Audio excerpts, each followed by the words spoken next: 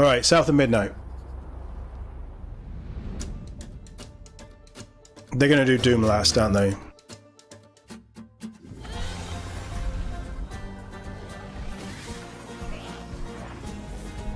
The gameplay reveal was interesting. Hi, and welcome to Compulsion Games here in Montreal, Canada. At our studio, we care about world building, and we treat the setting almost like a character of its own. Wow, it looks pretty. From the magical noir of contrast to the alternate history of We Happy Few, we draw inspiration. We Happy Few was fun. To shape mood, drama, and intrigue. For South of Midnight, our third-person action-adventure game, the story and characters bring a folkloric Deep South to life. This gave us a chance to explore Southern Gothic themes with a dark fantasy twist. So while our protagonist Hazel is at the forefront of our story, yeah, the Game Awards was very Japanese inspired, and they've constantly been making good stuff, whereas the Western games industry is struggling. Look at AAAs, they're crashing and burning. Mama, this ain't my first hurricane. I know what to do. As long as you didn't forget the Flashlights and batteries. Oh, shoot, we got 5 minutes. Let's go. We wouldn't be rushed if you didn't. Don't mumble. Speak on it. I said we wouldn't be rushed if you didn't waste all that time at the shelter. Now, you want to bring this up right now. I'm just saying. Hazel, please. We might need some help. I might need some help. While you're out helping everybody else. Hazel! Okay, so bit of a stupid move. There's a hurricane, you got to be in the shelter in 5 minutes, and you walk off. But disastrous events will push her into a darkly magical world where she'll learn who she really is and how to tap into weaving, an ancient magical power that redefines her trajectory in life. The land itself chooses Hazel as a weaver. But we're having problems. Someone who can see beyond the surface. Yeah, 100%. AAAs are, Western AAAs are really struggling. Weavers can see the fabric binding our world.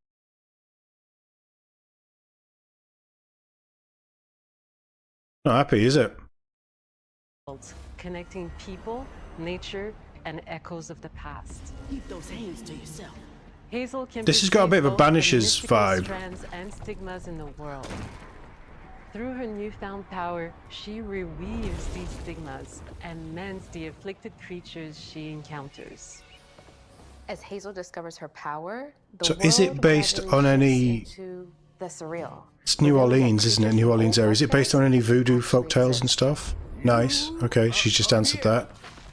My salvation. Among them is good old Catfish, the storyteller who becomes both the guide and companion to Hazel across the game. It ain't every day I hear about a new weaver such as yourself. Would you kindly do your weaver thing and help me down?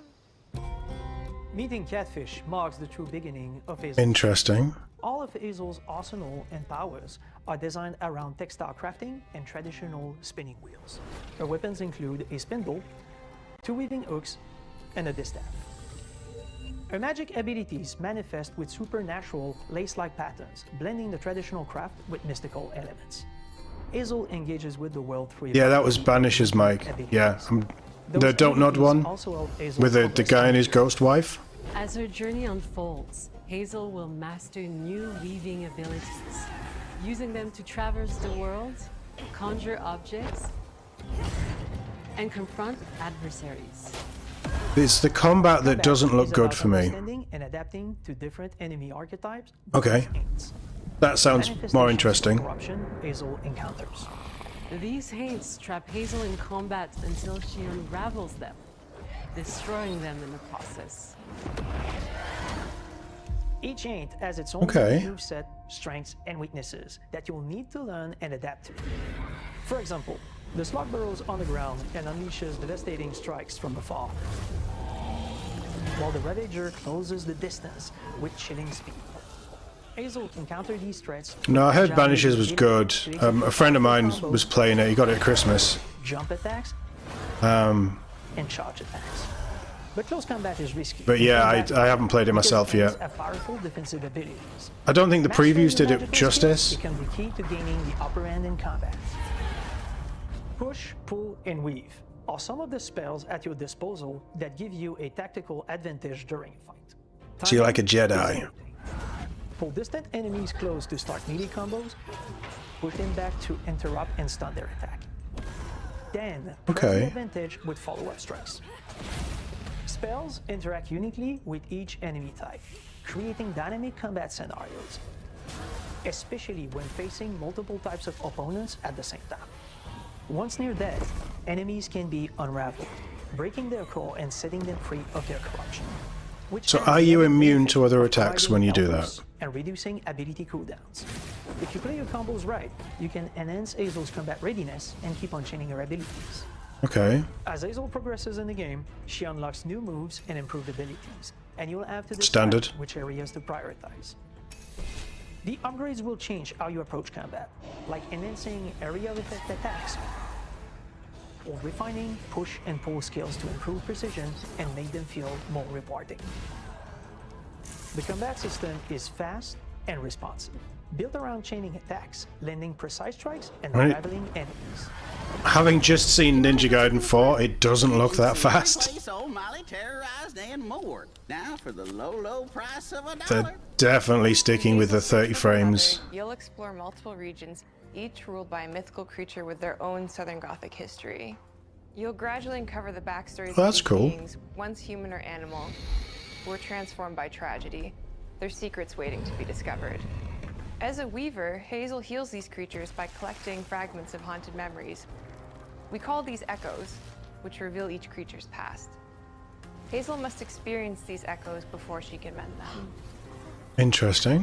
What kind of person would do that to someone? We design each region to reflect the creature that's been doomed to wander it. From the atmospheric environment to unique music themes composed for each one. While not all encounters lead to direct combat, Hazel will need to face mythical creatures in epic confrontation before she can heal them. Our boss encounters Yeah, it and makes movie sense. sequences also reflects the uniqueness of each creature, with distinct mechanics that center around a specific thematic. These encounters feature I really do like the art style. It's very different. As the encounters progress, the musical theme builds up, cranking the tension alongside. Cool. Whether it's Two-Toed Tom or hugging Molly, each of these larger-than-life creatures is inspired by Southern folklore and lead to climactic battles. We got a long journey ahead. South of Midnight unfolds as a hero's journey, and as Hazel, you'll travel through a tapestry of Southern-inspired landscapes. From abysmal swamps to flooded farmlands. It's definitely an interesting take. In our magical South, decaying buildings reclaimed Looks by beautiful. nature stand moments away from a hungry Rugal. And as Hazel delves deeper, reality bends ever more toward the fantastical. The history, landscape, and folklore of the American Deep South fill our world, and our team has infused the game with thoughtful details and environmental storytelling, like our bottle trees and haint blue porches, which are said to ward off evil spirits. The weight of the past emerges as central themes, which you can see through old abandoned buildings and businesses struggling to survive. As you explore, you'll meet locals who stayed behind even in the face of a hurricane.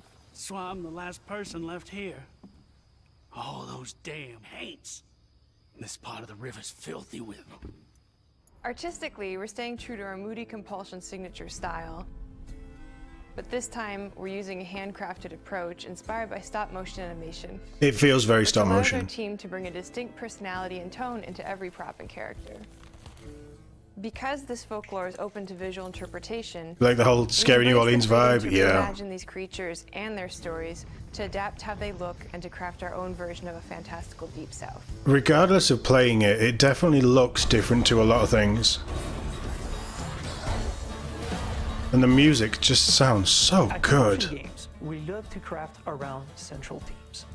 We're lucky to have talent across all our disciplines that collaborate to give South of Midnight such a unique personality. We hope you enjoyed this deep dive into South of Midnight, we're thrilled to announce that the game will launch on April 8th, and pre-orders are now available soon. on Xbox and Steam. Xbox and Steam. So that is the one I thought would be Xbox exclusive. Or console exclusive. That's coming very soon. I didn't think it would be that soon. I wonder if that date sticks. I mean, it must at this point. I'm sold on that. I'm really looking forward to that. We've got more to look at with that later on, probably next week, week after.